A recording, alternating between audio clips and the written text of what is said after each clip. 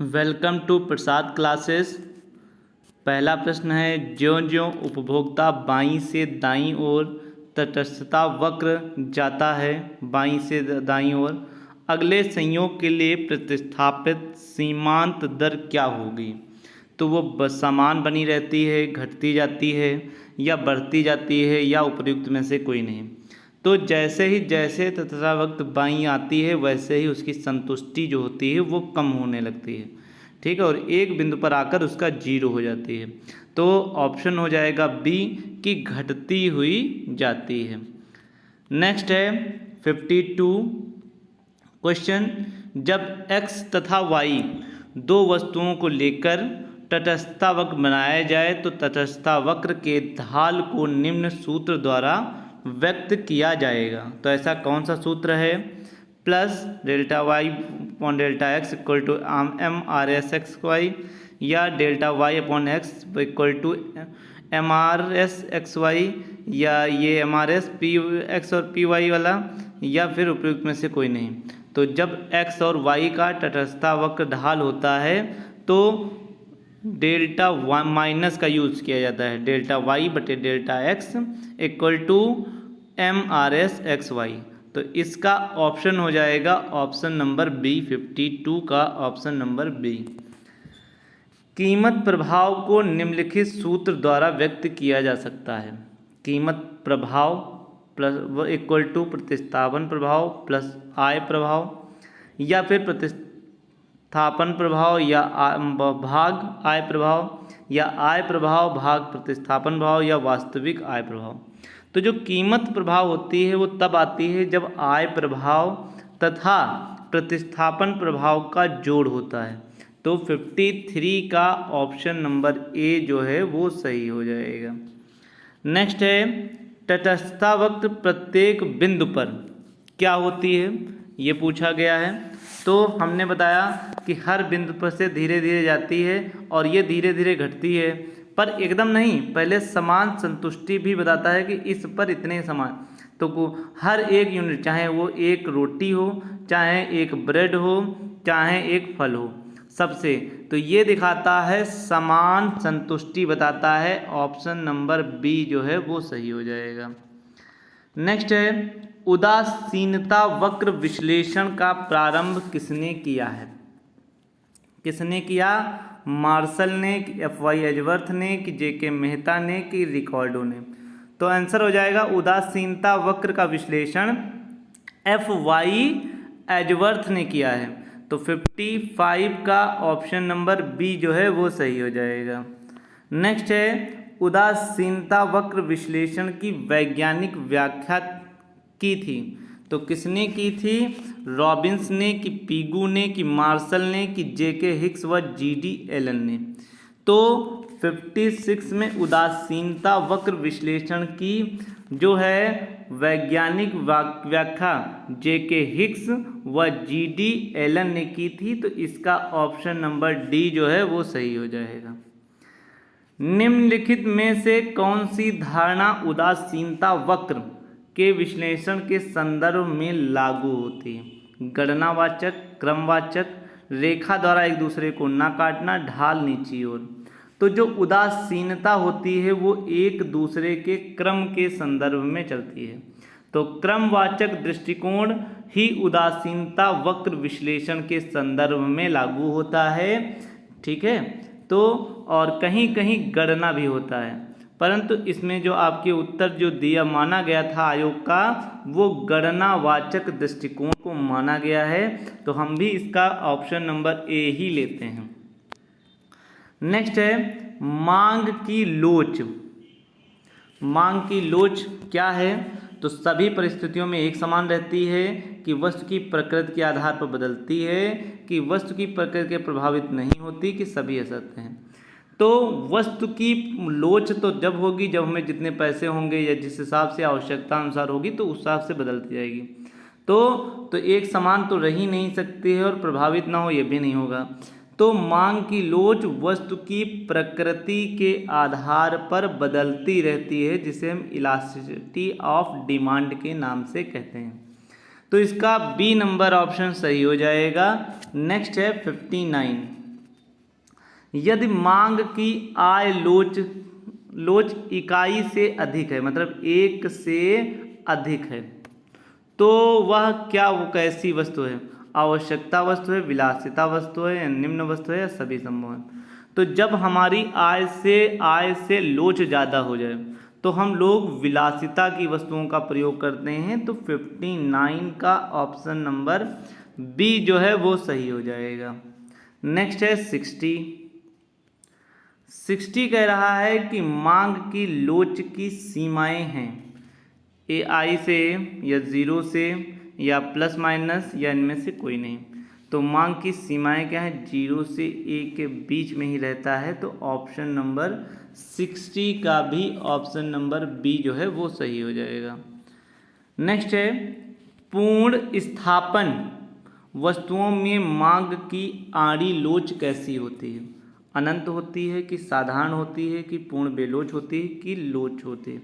तो पूर्ण स्थापन वस्तुओं में मांग की लोच सदैव अनंत होती है। तो ये बहुत इंपॉर्टेंट क्वेश्चन है, इसे आप लोग भी इम्पॉर्टेंट लिख लीजिएगा कि पूर्ण स्थापन वस्तुओं में मांग की आड़ी लोच कैसी होती है? तो आंसर हो जाएगा वो अनंत होती है। तो ऑप्शन नंबर ए जो है वो सही है। नेक्स्ट है 62, मांग की लोच मांग के नियम की व्याख्या करती है। ऋणात्मक कि परिमाणात्मक कि धनात्मक कि उपर्युक्त में से कोई नहीं। तो मांग की लोच मांग के नियम में परिमाणात्मक व्याख्या करती है। तो इसका ऑप्शन नंबर बी जो है वो सही हो जाएगा। नेक्स्ट है 63, अर्थशास्त्र में मांग की लोच के प्रकार कितने हैं? 2 हैं कि 3 हैं कि 4 हैं कि 5 हैं? तो अर्थशास्त्र में मांग की लोच के 5 प्रकार हैं। कितने हैं? तो 5 हैं, और 5 है इसमें ऑप्शन नंबर डी में। आइए नेक्स्ट क्वेश्चन देखते हैं 64, अन्य बातों के समान रहने पर उपभोक्ता की आय में परिवर्तन के परिणामस्वरूप मांग में होने वाला परिवर्तन प्रतिस्थापन लोच, मांग की आय लोच, मांग की कीमत लोच, या मांग की आड़ी लोच होगा। तो जब उपभोक्ता की आय बढ़ जाती है, बाकी सब समान रहता है, तो वहाँ पे कीमतें बढ़ने लगती हैं, इसलिए वो हो जाएगा मांग की आय लोच हो जाएगा। जब अन्य बातें समान हो तभी ये लागू होगा, अन्यथा हर परिस्थिति में ये लागू नहीं होगा। कीमत के कम होने पर जब कुल व्यय में वृद्धि होती है तो मांग की लोच कैसी होगी? आपसे पूछा जाए, इकाई से बराबर, इकाई से कम, इकाई से अधिक, या उपयुक्त में से कोई नहीं। जब कभी कीमत कम हो और व्यय में वृद्धि हो, व्यय में वृद्धि मतलब मांग वृद्धि, और मांग वृद्धि मतलब उसकी ज़्यादा डिमांड हो गई, और ज़्यादा होगी तो वो इकाई से अधिक हो जाएगी। इसलिए इसका ऑप्शन नंबर 65 का सी सही हो जाएगा। यदि वस्तु की स्थानापन्न वस्तु उपलब्ध है, यदि वस्तु की स्थानापन्न मतलब एक के जाए दूसरी, तो मांग की लोच कैसी होगी? वो बहुत कम बदलेगी, मतलब या तो बहुत ज़्यादा बदलेगी। तो कैसी? लोचदार, या अत्यधिक लोचदार, या बेलोचदार, या अत्यंत लोचदार। तो जब किसी वस्तु की स्थानापन्न वस्तु उपलब्ध है तो मांग की लोच अत्यधिक लोचदार होती है, तुरंत ही दूसरी वस्तु लोग खरीदने लगते हैं। तो इसलिए इसका ऑप्शन नंबर बी जो है वो सही हो जाएगा। नेक्स्ट है 67, जब कीमत में वृद्धि या कमी होने पर कुल व्यय स्थिर होता है। जब कीमत में वृद्धि हो या कमी होने पर कुल व्यय स्थिर हो तो मांग की लोच कैसी होगी? इकाई के बराबर, या इकाई से कम, या इकाई से अधिक, या उपयुक्त में से कोई नहीं। तो जब कीमत में वृद्धि हो या कमी होने पर कुल व्यय स्थिर रहते हैं। कुल व्यय स्थिर है, व्यय मतलब मांग स्थिर है, और मांग स्थिर है तो उसमें मतलब वो ना तो बढ़ ही रही है ना ही घट रही है। मतलब कैसी रह रही है? वो ज़्यादातर कैसी रह रही? बराबर रह रही है। तो इसलिए 67 का ऑप्शन नंबर ए जो है वो सही हो जाएगा।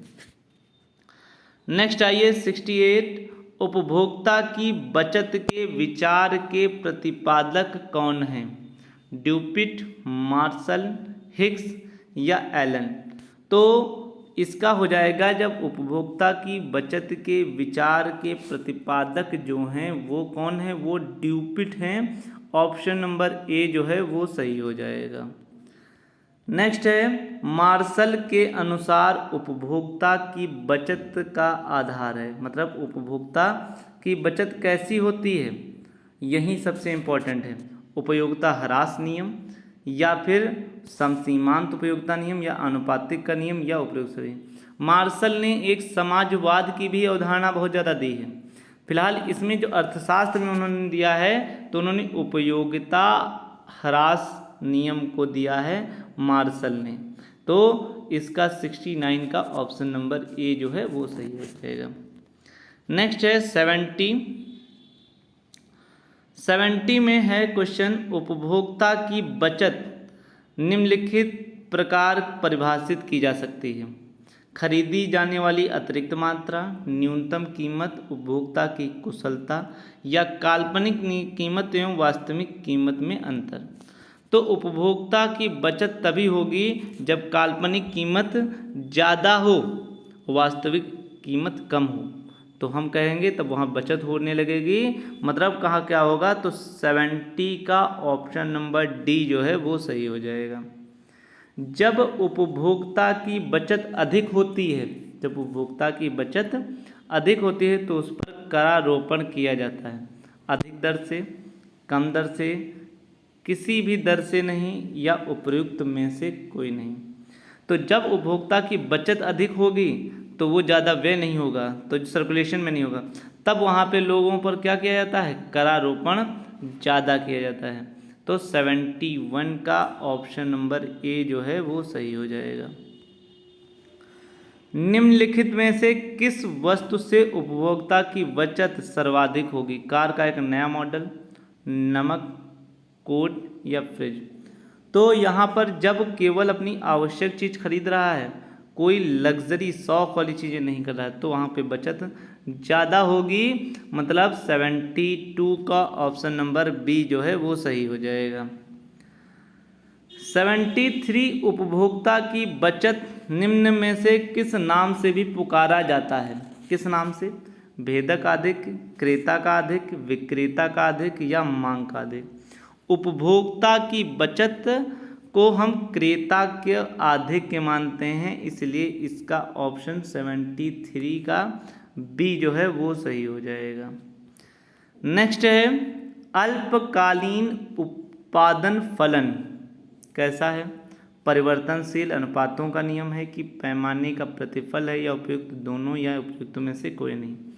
तो अल्पकालीन उत्पादन फलन जब होता है जब परिवर्तनशील अनुपातों का नियम लागू होता है, इसलिए अल्पकालीन उत्पादन परिवर्तनशील अनुपातों का नियम है, ये भी कह सकते हैं। तो इसका ऑप्शन ए जो है वो सही हो जाएगा। नेक्स्ट है 75, रेखीय समरूप उत्पादन फलन सम्मिलित है। किसमें है? बढ़ते पैमाने के प्रतिफल, घटते पैमाने के प्रतिफल, या फिर स्थिर पैमाने के प्रतिफल, या उपयुक्त में से कोई नहीं। तो रेखीय मतलब समरूप, समरूप मतलब समान, मतलब कोई परिवर्तन नहीं। अब जब कोई परिवर्तित नहीं होगा मतलब ना तो बढ़ेगा ना तो घटेगा, मतलब कैसा रहेगा? समान। समान मतलब कैसा रहेगा? स्थिर। तो रेखीय समरूप उत्पादन फलन सदैव स्थिर पैमाने के प्रतिफल को ही शामिल करते हैं। नेक्स्ट हो जाएगा 76, दीर्घकालीन उत्पादन फलन का संबंध है परिवर्तनशील अनुपात का नियम, पैमाने के प्रतिफल, उत्पत्ति ह्रास नियम, या उपयुक्त में से कोई नहीं। तो दीर्घकालीन उत्पादन फलन सदैव पैमाने के प्रतिफल ही होते हैं। तो 76 में पैमाने के प्रतिफल ही दीर्घकालीन उत्पादन फलन के हैं, तो इसलिए इसका ऑप्शन बी जो है वो सही हो जाएगा। नेक्स्ट है 77, अल्पकालीन उत्पादन जो है अल्पकालीन उत्पादन फलन के साधनों को बदलता है, पैमाना, अनुपात, दोनों, या इनमें से कोई नहीं। तो अल्पकालीन उत्पादन जो होता है किसी न किसी रेशियो में बदलता है, और पैमाना जो होता है वो दीर्घकालीन होता है। कैसा होता है? दीर्घकालीन। तो अनुपात ही होगा, इसलिए दोनों तो हो ही नहीं सकते हैं। तो इसका ऑप्शन 77 का बी जो है वो सही हो जाएगा। नेक्स्ट है 78, उत्पादन फलन है लाभ का, उत्पत्ति साधनों का, उत्पादन का, या फिर कीमतों का।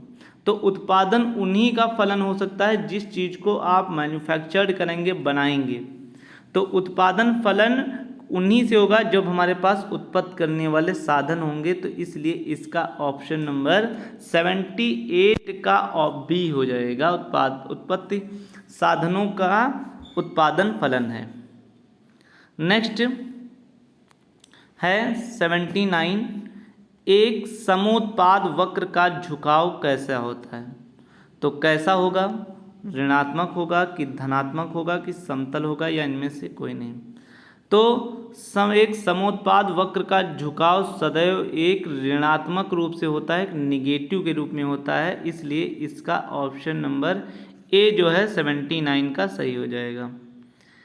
एक समोत्पाद वक्र वह होता है जिस पर उत्पादन की अधिकतम प्राप्ति होती है।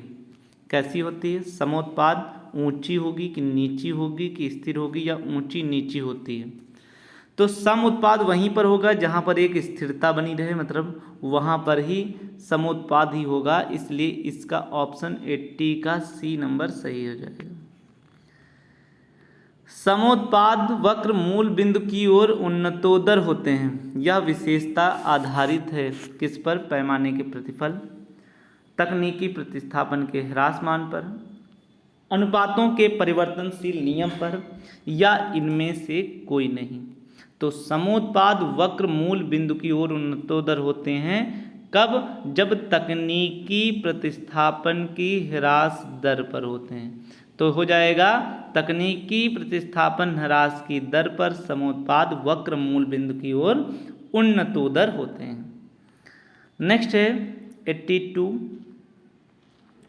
कौन सी समोत्पाद वक्र की विशेषता नहीं है?